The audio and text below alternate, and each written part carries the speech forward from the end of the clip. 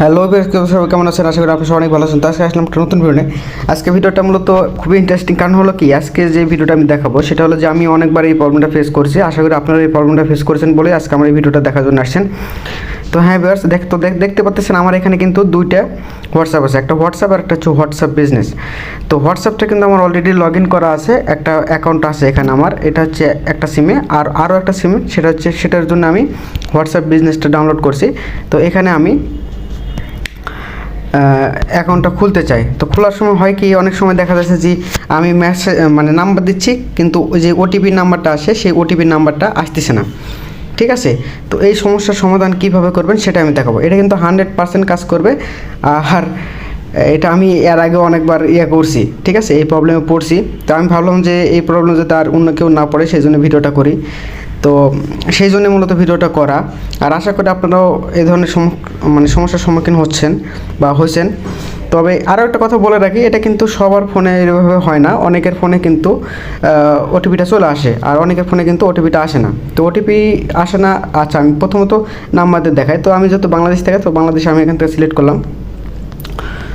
তো আচ্ছা আমি এখানে সার্চ করি, প্রথমে চলে আসছে। তো বাংলাদেশ সার্চ করলাম, সার্চ করার পরে অবশ্যই এখানে দেখতে পাচ্ছেন যে আমাদের যে বাংলাদেশের কান্ট্রি কোড, সেই কান্ট্রি কোডে চলে আসছে। কান্ট্রি কোডে জিরোর পর থেকে কিন্তু নাম্বারটা লিখতে হয়, মানে এখানে যে নাম্বারটা লিখবেন অবশ্যই 10 ক্যারেক্টার নাম্বারটা লিখবেন।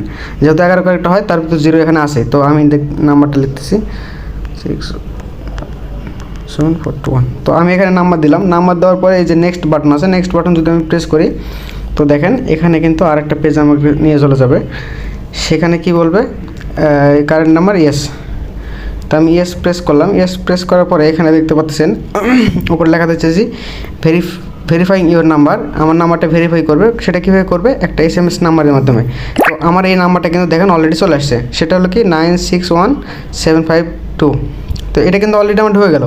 তো এখন আমার কথা হচ্ছে যে অনেকে এখানে বলতে পারেন যে ভাই আপনার তো এখানে ঢুকে গেল, তো আমাদের তো ঢুকে না বা আসে না। তার কারণটা আমি বলে রাখি, না আসার কারণ হচ্ছে অনেকগুলো থাকতে পারে। অবশ্যই আপনি হোয়াটসঅ্যাপটা আপডেট করে নেবেন। তো আপডেট করবেন কীভাবে, প্লে স্টোরে যাওয়ার পরে হোয়াটসঅ্যাপ বিজনেস লিখে সার্চ করবেন। আমি আপনাদের A to Z দেখাচ্ছি, আপনার ধৈর্য সহকারে দেখবেন, আশা করি 100% আপনাদের হবে। তো হোয়াটসঅ্যাপ বিজনেস লিখতেছি, হোয়াটসঅ্যাপ বিজনেস। তো এটা দেখেন আমার কিন্তু আপডেট নাই, তারপরে চলে আসলো। তো অবশ্যই আপনারা এটা আপডেট করে নেবেন, ঠিক আছে। তো আমি আপডেট করতেছি, আমার কিন্তু অলরেডি লগ ইন হয়ে গেছে। তো এখন মূল কথায় আসে। মূল কথা হলো যে এরকম যে আপনার ফোনে কিন্তু অনেকে দুটো সিম ব্যবহার করেন, ঠিক আছে।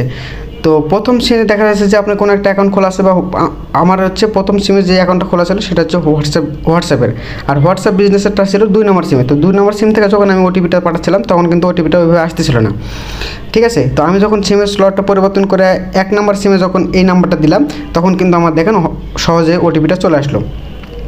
তো এখন বলতে পারেন যে ভাই সিমের স্লট চেঞ্জ করলে কী হবে। তো এখন দেখেন, আমি অন্যের ব্যাপারে জানি না, আমি আমার পার্সোনাল যেই প্রবলেমটা ফেস করছি, যেটা থেকে আমি সমাধান পাচ্ছি, সেটা আপনাদের সাথে শেয়ার করলাম। সেটা হলো যে আমার আগে 2 নাম্বার স্লটের সিমটা ছিল, সেই জন্য ওটিপিটা আসতো না, ঠিক আছে। তো পরবর্তীতে আমি যখন 1 নম্বর স্লটে আমার সিমটা উঠালাম, তখন কিন্তু আমার সহজেই ওটিপিটা চলে আসলো। তো এখন আপনাদের ক্ষেত্রে এটা নাও হতে পারে, বা এটা কাজ অনেকের ক্ষেত্রে করতেও পারে। তো মূলত একবার হোক বা না হোক, অনেক চেষ্টা যারা করছেন, করার পরও হয়নি, তারা চাইলে এইভাবে একবার চেষ্টা করে দেখতে পারেন, ঠিক আছে। আর যারা অলরেডি 1 নম্বর স্লট থেকে চেষ্টা করে দেখছেন, হয়নি, তো তাদের ক্ষেত্রে এটা আর তো অপশানে নাই। তো আপনারা চাইলে একবার হোয়াটসঅ্যাপটাকে আপডেট করে দেখতে পারেন, ঠিক আছে। তো এই ছিল ভিডিওটা কেমন লাগলো অবশ্যই কমেন্টে জানাবেন। আর ভিডিওটা যদি আপনার হেল্পফুল মনে হয়, আর যদি কাজ করে থাকে এইভাবে, তো অবশ্যই কমেন্টে জানিয়ে যাবেন যে ভাই আমার এইভাবে করে কাজ করছে, আর আমার করছে এটা 100%। এটা তো আমি লাইভে আপনাদের দেখালাম। তো এই ছিল ভিডিওটা ভালো লাগলে একটা লাইক করে চ্যানেলটি সাবস্ক্রাইব করে দেবেন। আর পেজ থেকে দেখে থাকলে অবশ্যই পেজটি ফলো করবেন, কারণ আমার এই ধরনের ইনফরমেটিভ রিলেটেড ভিডিও আমি ছাড়ি। তো প্রতিনিয়ত ভিডিও আপডেট পেতে অবশ্যই বেল বাটনটা প্রেস করে রাখবেন। তো ধন্যবাদ।